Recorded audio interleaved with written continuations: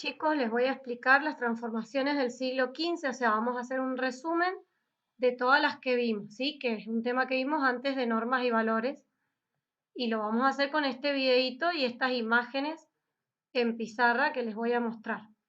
Bueno, acá tenemos las transformaciones, que es el nombre que le damos, y acá una imagen significativa de la época moderna con algunos cambios, etc. Las primeras transformaciones que vimos fueron las económicas, ¿sí?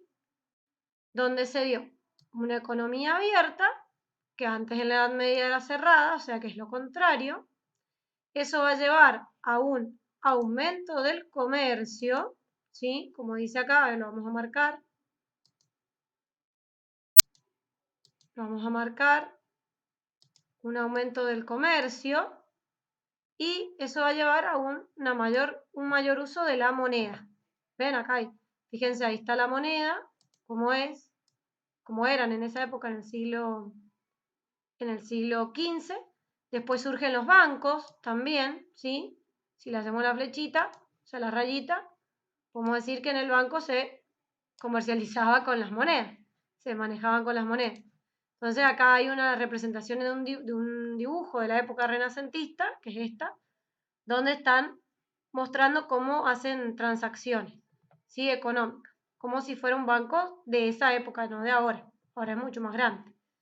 Bien, y todo esto va a ir acompañado de un mayor y mejor desarrollo en la agricultura, y van a ver acá que utilizan el arado, ¿sí? Con mejor material, los campos sembrados de otra manera. Antes existía también la agricultura, siempre ha existido, pero se mejoran las técnicas de cultivo, entonces hay mejores condiciones económicas. Ahora vamos a pasar a las transformaciones políticas. Esto es un resumen de lo que nosotros hemos visto, ¿sí? Tenemos tres características fundamentales: el fortalecimiento del poder del rey, vamos a redondear ahí para que quede, la formación de los estados nacionales, se organizan, ¿sí? Que ahí los tienen.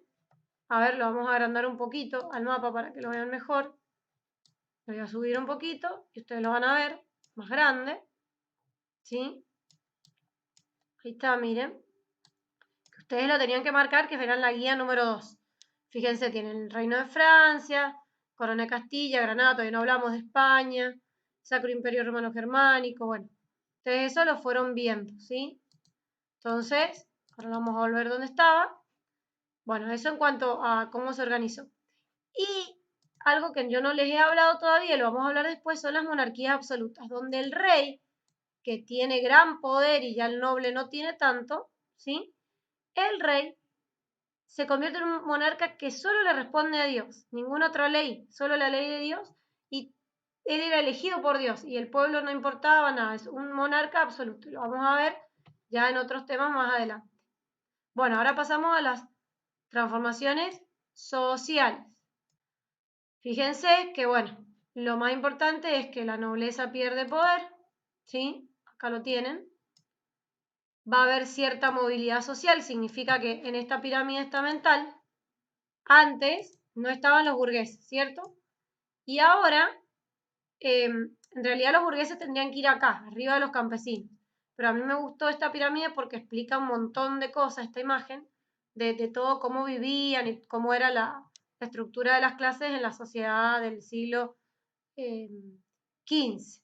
Porque ahí dice del siglo XI al XV, pero en realidad es porque se fue formando esta pirámide, ¿sí? Hasta que los burgueses quedaron en esta posición en el siglo XV y va a ser lo que va a continuar.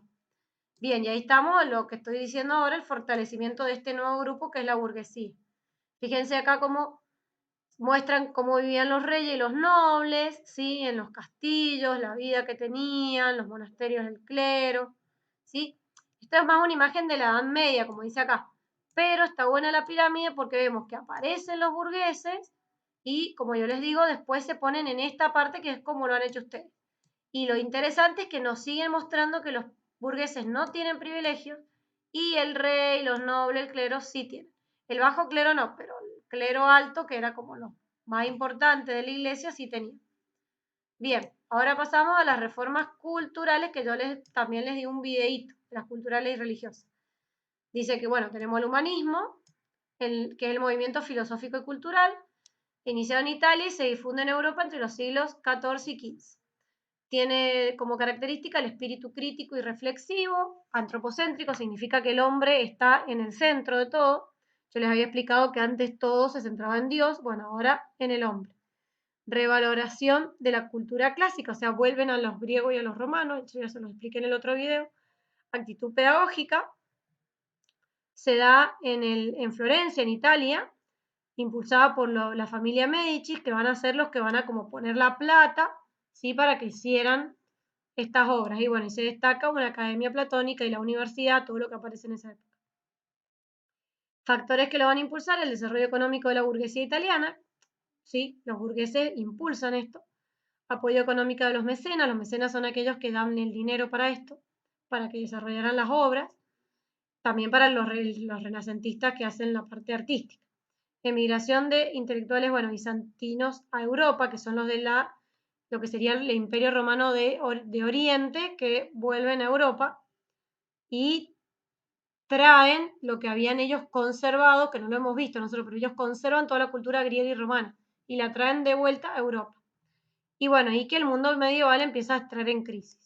Acá no se ve muy bien, pero están algunos representantes como Pico de la Mirandola, que ya se los nombré, Boccaccio y Valle. Y sus obras, ¿sí? Esas son las obras de ellos. Uy, se me fue largo el láser. Bueno, acá. Ahí. Bien, y la otra reforma cultural es el Renacimiento. Bien, imitación de la arquitectura y la escultura de Grecia y Roma, realización y de la pintura, faltaría en ese esquema. Realización de una belleza ideal ajustada a cánones dictados por la razón. O sea, no todo viene de Dios, sino que el hombre puede pensar. Acuérdense, es antropocéntrico, el hombre centro. Búsqueda de la serenidad, el equilibrio que proceden de la armonía del todo, creación de obras cuya claridad y perfección, atributos exigidos por la razón universal, le dan una validez permanente. Es narrativa, expone historias y sucesos reales o ficticios sacados de la religión, de la mitología o de la historia. Es realista, las figuras humanas o de animales y los objetos inanimados están reproducidos con el mayor cuidado. El cuadro se presenta con la perspectiva geométrica y da la ilusión de profundidad, que es la perspectiva. Se da interés preferente al cuerpo humano, en particular el desnudo, cuya anatomía se estudia y copia cuidadosamente. Pero no es que hicieran algo feo de la desnudez, sino que no, lo veían como una belleza al hombre y a la persona, y por eso lo pintaban o lo esculpían. Entonces acá tenemos la Piedad de Miguel Ángel, yo les puse un ejemplo, la Gioconda de Da Vinci, que es la más conocida, y el Nacimiento de Venus de Botticelli, que también es conocida. Les puse 3 obras de las más representativas, pero hay un montón más. Ay, fíjense, me voy a volver y fíjense cómo ven bien la profundidad, fíjense cómo esa imagen parece real, ¿sí? Es una escultura de algo real, los pliegues, todo.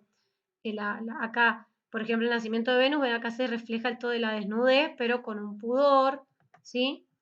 La Gioconda, una imagen muy real de una persona, en la época medieval eran todos iconos que no, era todo plano. Bien, y lo último son las reformas religiosas, donde vemos la reforma protestante, ¿sí?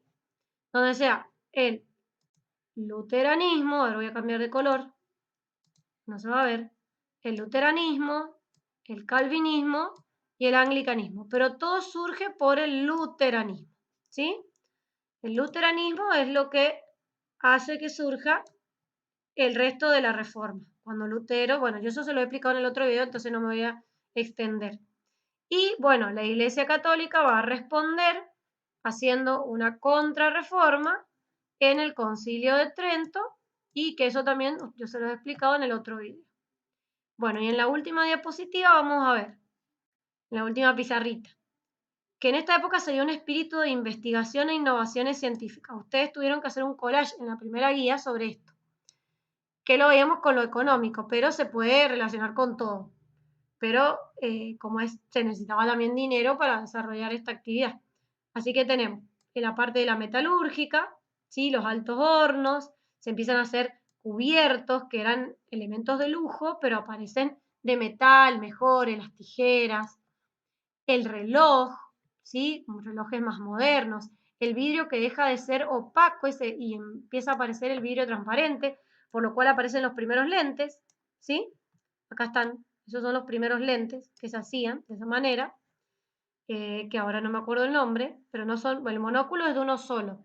Este tiene otro nombre, pero no me acuerdo. Bueno, el armamento, los cañones que empiezan a aparecer en las guerras, el cañón más moderno, los revólveres, todo mucho más moderno. Y los muebles con unos diseños muy lindos. Ya la mesa no era una tabla así nomás. Acá yo les puse una común, pero ya tenían más formas, como este mueble, las sillas con respaldo, etc. Bien, esto es una síntesis de todo lo que hemos visto de las transformaciones del siglo XV.